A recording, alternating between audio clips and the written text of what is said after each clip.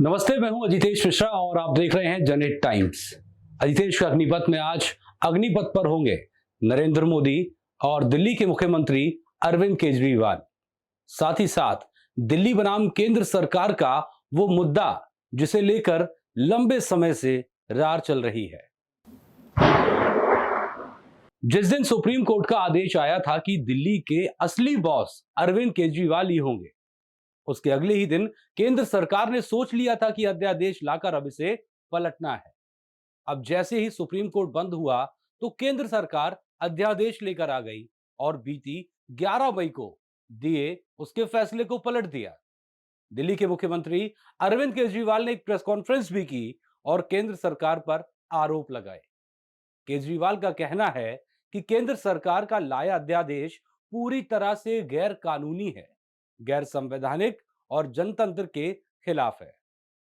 अरविंद केजरीवाल ने कहा, हमने सुना है कि केंद्र सरकार ने सुप्रीम कोर्ट के फैसले के खिलाफ पुनर्विचार याचिका दायर की है, लेकिन अध्यादेश लाने के बाद इस याचिका का क्या औचित्य है? इस याचिका की सुनवाई तो तभी हो सकती है जब वो अपना अध्यादेश वापस ले ले। केजरीवाल के मुताबिक उन्होंने तय किया है कि अब वो केंद्र सरकार के अध्यादेश के खिलाफ सुप्रीम कोर्ट का रुख करेंगे। इस जुबानी जंग के बीच आपको यह बताना भी जरूरी है कि केंद्र सरकार जिस अध्यादेश को लेकर आई है वो क्या कहता है। दरअसल केंद्र सरकार एक अध्यादेश लेकर आई है। सरल शब्दों में कहें तो इस अध्यादेश के तहत अधिकारियों के ट्रांसफर और पोस्टिंग से जुड़ा आखिरी फैसला लेने का हक एलजी को दे दिया गया है। सरकार राष्ट्रीय राजधानी क्षेत्र दिल्ली संशोधन अध्यादेश 2023 लेकर आई है। इसके तहत दिल्ली में सेवा दे रहे दानिक्स कैडर के ग्रुप ए के अधिकारियों के तबादले और उनके खिलाफ अनुशासनात्मक कार्रवाई के लिए राष्ट्रीय राजधानी लोक सेवा प्राधिकरण गठित किया गया। दानिक्स यानी दिल्ली, अंडमान निकोबार, लक्षद्वीप, दमन and Diu, Dadra and Nagar Haveli civil services. इस प्राधिकरण में 3 सदस्य रखे गए हैं। जो 3 सदस्य कुछ इस तरह से हैं। इस प्राधिकरण में कौन कौन होंगे ये भी आपको बता देते हैं। दरअसल इस प्राधिकरण में दिल्ली के मुख्यमंत्री, दिल्ली के मुख्य सचिव, दिल्ली के गृह प्रधान सचिव रखे गए हैं और मुख्यमंत्री को इस प्राधिकरण का अध्यक्ष बनाया गया है। प्राधिकरण को सभी ग्रुप ए और दानिक्स के अधिकारियों के तबादले और नियुक्ति से जुड़े फैसले लेने का हक तो होगा ही, लेकिन उस पर आखिरी मोहर एलजी की ही होगी। यानी अगर उपराज्यपाल को प्राधिकरण का लिया फैसला ठीक नहीं लगा तो वो उसे बदलाव के लिए वापस भी लौटा सकते हैं और फिर भी अगर मतभेद जारी रहता है तो अंतिम फैसला तो उपराज्यपाल का ही होगा। अध्यादेश लाने के पीछे केंद्र सरकार का तर्क यह है कि दिल्ली देश की राजधानी है और पूरे देश का इस पर हक है और पिछले कुछ समय से अरविंद केजरीवाल ने दिल्ली की प्रशासनिक गरिमा को नुकसान पहुंचाया है। कई महत्वपूर्ण राष्ट्रीय और अंतर्राष्ट्रीय संस्थान और अथॉरिटी जैसे राष्ट्रपति भवन, संसद, सुप्रीम कोर्ट दिल्ली में है। कई संवैधानिक पदाधिकारी जैसे सभी देशों के राजनयिक दिल्ली में रहते हैं और अगर कोई भी प्रशासनिक भूल होती है तो इससे पूरी दुनिया में देश की छवि धूमिल होगी। केंद्र सरकार का ये तर्क है। वहीं केंद्र सरकार का कहना है कि राजधानी में लिया गया कोई भी फैसला या आयोजन न केवल यहां के स्थानीय लोगों बल्कि देश के बाकी नागरिकों को भी प्रभावित करता है। अब सवाल यह भी है कि इस पूरे मसले पर जो कानून के जानकार हैं वो क्या कहते हैं। कानून के जानकार इस पूरे मसले पर अलग अलग तरह से राय रख रहे हैं। इस मामले में केंद्र सरकार ने दोबारा सुप्रीम कोर्ट का रुख किया है और दूसरी तरफ एक अध्यादेश भी ले आई है। ऐसे में केंद्र सरकार बनाम दिल्ली सरकार की राजनीति किस ओर जा रही है? इस सवाल के जवाब में वरिष्ठ अधिवक्ता रजनीश यादव क्या कहते हैं, जरा। राष्ट्रीय राजधानी दिल्ली की सर्विसेज में केंद्र सरकार का अधिकार हो या राज्य सरकार का अधिकार, इसको लेकर आज एक महज बड़ी लड़ाई बनती जा रही है। केंद्र को सोचना चाहिए कि आप केंद्र सेवा में ही हस्तक्षेप करें, दिल्ली राज्य की सेवाओं में, दिल्ली पुलिस में, या जो दिल्ली राज्य के उपक्रम हैं उनमें केंद्र सरकार को हस्तक्षेप नहीं करना चाहिए। दिल्ली में तत्कालीन मुख्यमंत्री अपना कार्य स्वास्थ्य, शिक्षा व लॉ एंड ऑर्डर को बेहतर बनाने के लिए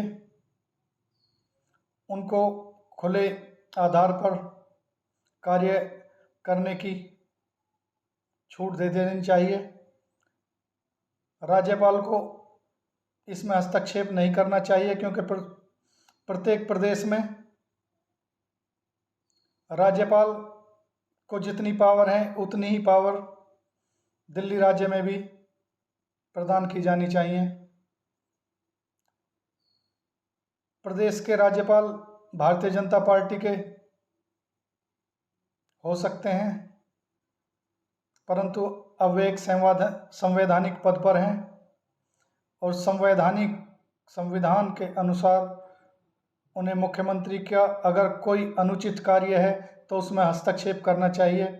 बाकी नियुक्ति तबादले पर फैसले का अधिकार तो प्रदेश सरकार का ही रहना चाहिए। अब आपको ये भी बताना जरूरी है कि सुप्रीम कोर्ट ने अपने फैसले में आखिरकार कहा गया था।